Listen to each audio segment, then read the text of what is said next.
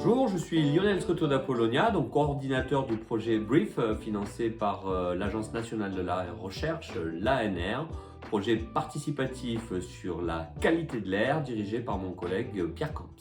Fin 2019, la Cour européenne de justice condamnait l'État français pour manquement à ses obligations et plus récemment, le Conseil d'État, c'est-à-dire la plus haute juridiction, condamnait l'État français à une astreinte semestrielle de 10 millions d'euros pour manquement à ses obligations. On retrouve ces conflits sur des zones localisées, comme par exemple l'aménagement d'un projet autoroutier. C'est un grand jour parce que c'est l'aboutissement de 15 ans de concertation, d'enquête, de procédures, de travaux et beaucoup de collaborateurs, qu'il s'agisse des fonctionnaires, qu'il s'agisse des représentants de l'État, qu'il s'agisse des entreprises, des maîtres d'œuvre, du maître d'ouvrage, du concessionnaire et de l'ensemble des parties prenantes. Beaucoup ont travaillé sur ce projet. Ils sont heureux de le voir aboutir. Bonjour, Alain Hugues, maire de Saint-Onès, nos communes proches de la métropole montpelliéraine, qui, il y a quelques temps de cela, avait des soucis dans le cadre du doublement de la Neuve. Et c'est à partir de ce moment-là que s'est créée une association pour la défense des riverains, anxieux bien évidemment de la pollution. Aujourd'hui, on peut dire que la commune de Saint-Onès n'est pas du tout polluée face à toutes ces expériences qui se font derrière moi dans ce laboratoire unique en France. Le laboratoire de Saint-Onès, c'est le fruit d'une démarche qui a commencé un jour par des manifestations d'inquiétude d'une association particulière et des élus.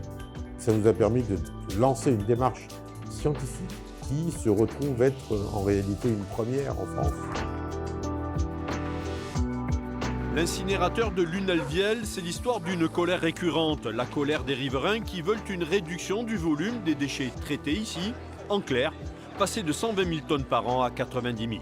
Ou dans des milieux urbains, dans des rues canyons en raison de leur impossibilité à disperser les polluants atmosphériques. Or, l'enjeu qualité de l'air est devenu un enjeu politique fort, source de mobilisation, notamment lors des dernières municipales en 2020.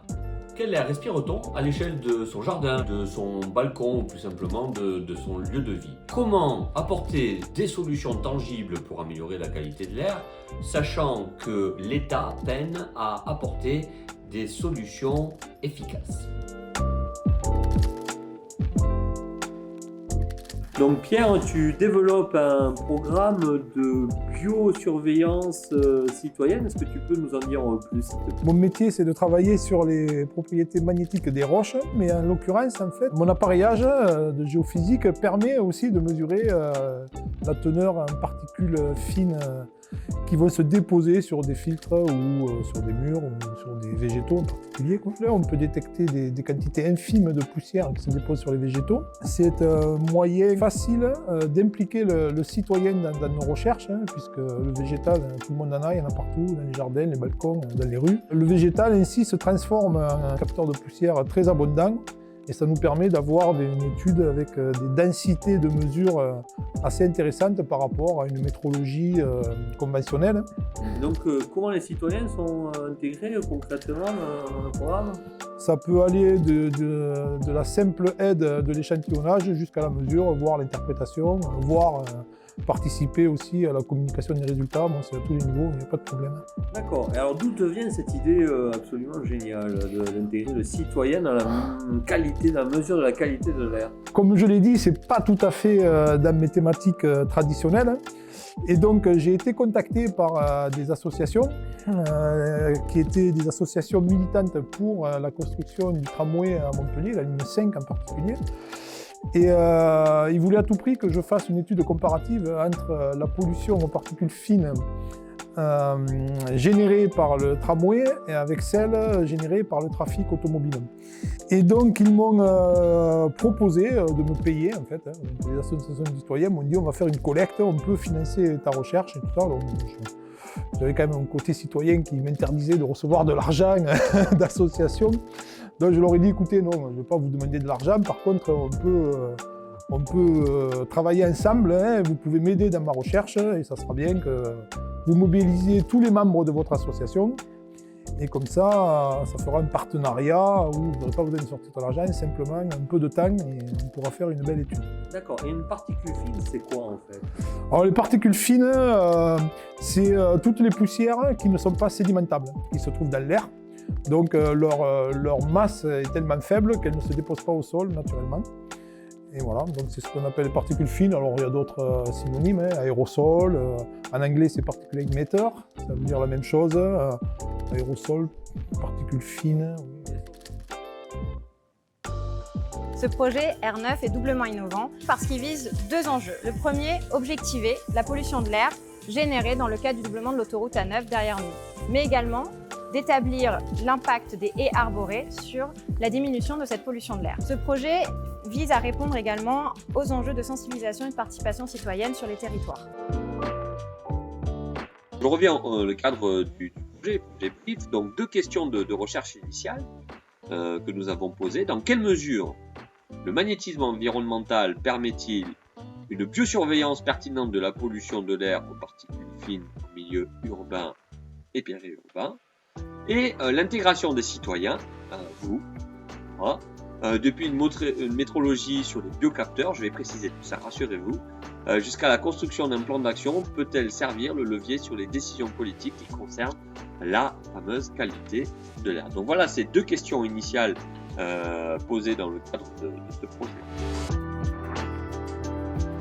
Alors cette mesure elle va nous permettre déjà d'établir des cartographies à haute résolution, puisque nous on va utiliser comme filtre tout ce qui est végétal, les feuilles, donc les filtres ils sont particulièrement nombreux, milieu urbain et périurbain.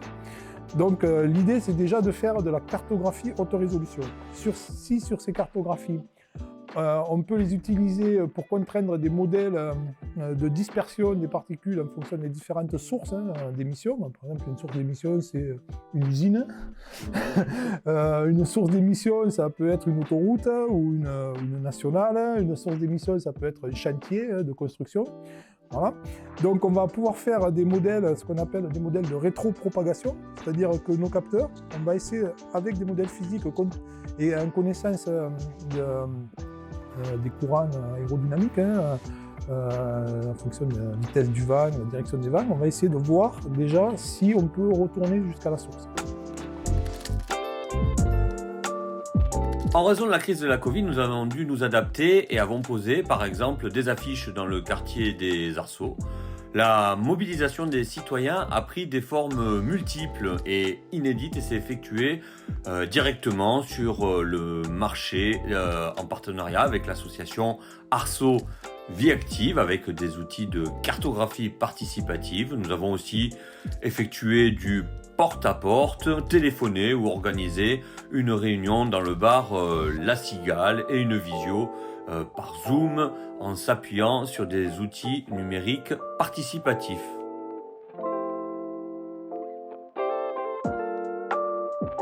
Autre originalité, nous avons organisé un festival, le Festivert, avec les citoyens autour de l'incinérateur au Créal.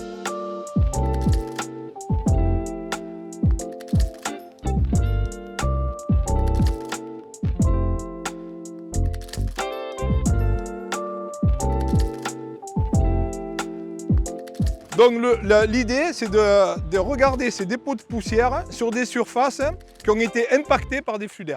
Donc en sciences participatives comme ça avec vous, la surface la plus sympa, c'est les végétaux. Donc là, l'idée, c'est de travailler sur la même espèce végétale.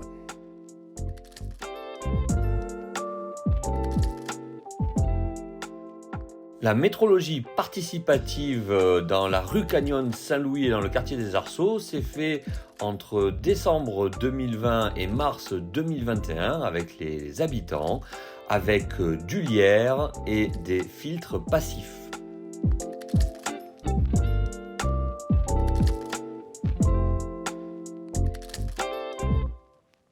Et le projet BRIF, financé par l'ANR, est un projet de science participative qui ouvre véritablement les portes de l'université aux citoyens et je vous invite à me suivre. Là, on regarde ces dépôts de poussière et ces dépôts de poussière au laboratoire, on va essayer de les quantifier, de les mesurer.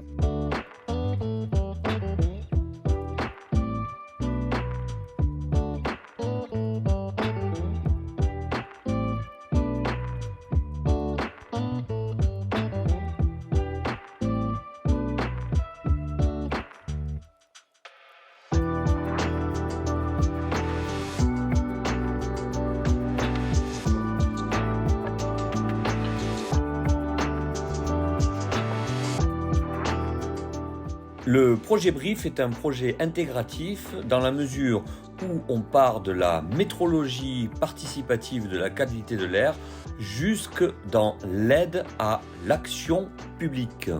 Nous avons organisé un atelier participatif dans la rue à l'aide d'une maquette 3D pour faire ressortir les solutions d'aménagement directement par les habitants.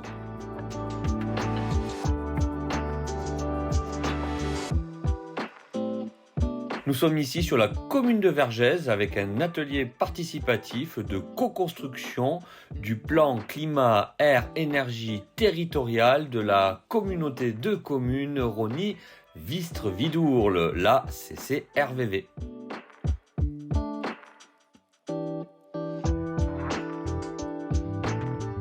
La rue Saint-Louis, qui est l'un des endroits les plus pollués de la ville, où à la fois des gens vivent, à proximité des commerces se déploient, l'école Chaptal, qui est une école maternelle. Et donc, à l'horizon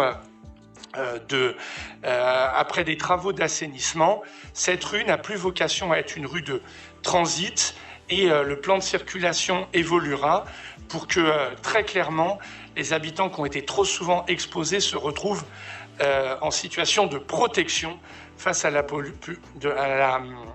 pollution. Et donc, nous allons vers une échéance de fermeture de cet axe de transit qui expose trop les habitants.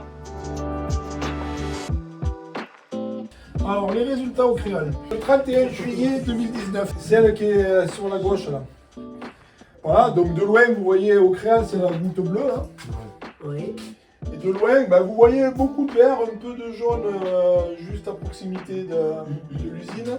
Et surtout 2 points rouges. Un point rouge au bord de l'autoroute et un point rouge au bord de la voie ferrée. Voilà. Et 2 points orange au bord de la nouvelle voie ferrée, ici, là, c'est la TGV. En résumé, grâce à la cheminée de l'incinérateur au CREAL, il existe un effet parapluie, c'est-à-dire que les polluants sont dispersés bien au-delà des 5 km où nous avons réalisé la métrologie participative, d'où des niveaux de pollution très faibles tout autour de l'incinérateur. Nous avons poussé le projet BRIF jusqu'au bout, c'est-à-dire intégrer les citoyens jusqu'à un atelier participatif de coécriture d'un article scientifique qui sera publié dans la revue Community Sciences. Le projet BRIF a pu être mené malgré des conditions très difficiles à son terme et nous avons manqué de temps. À l'heure actuelle, l'essor des sciences participatives ne faiblit pas. Le projet BRIF apporte en ce sens une contribution majeure à ce développement grâce à une méthodologie à la fois robuste et s'adaptant aux différents contextes. Cependant, comme toute recherche, elle ne peut s'apprécier qu'à la lumière de ses apports et surtout de ses limites. Sur le plan des apports, le projet a permis de pleinement valider la robustesse de la métrologie participative à partir de techniques empruntées au géomagnétisme environnemental. Il est en ce sens possible de construire avec le citoyen des cartographies haute résolution à des micro-échelles des dépôts des particules fines et d'appuyer l'aide à l'action en faveur de la qualité de l'air. Toujours sur le plan des apports, le dispositif de métrologie et d'accompagnement est reproductible sur n'importe quel terrain et indépendamment de son contexte, c'est-à-dire de ses niveaux de conflictualité. Nous avons de plus intégré la posture et la réflexivité des chercheurs impliqués dans le projet participatif comme une variable de recherche qui nous permet une grande souplesse d'adaptation au terrain. Cependant, une des limites clairement identifiées concerne la réelle portée sur le plan de l'efficacité à la fois environnementale et sociale.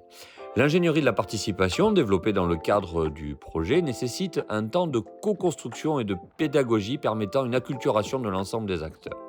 En effet, il est encore difficile d'évaluer d'une part la capacité à donner pleinement du pouvoir d'agir aux citoyens et d'autre part de permettre de mettre en œuvre des solutions faisant l'objet d'indicateurs d'efficacité à moyen et long terme.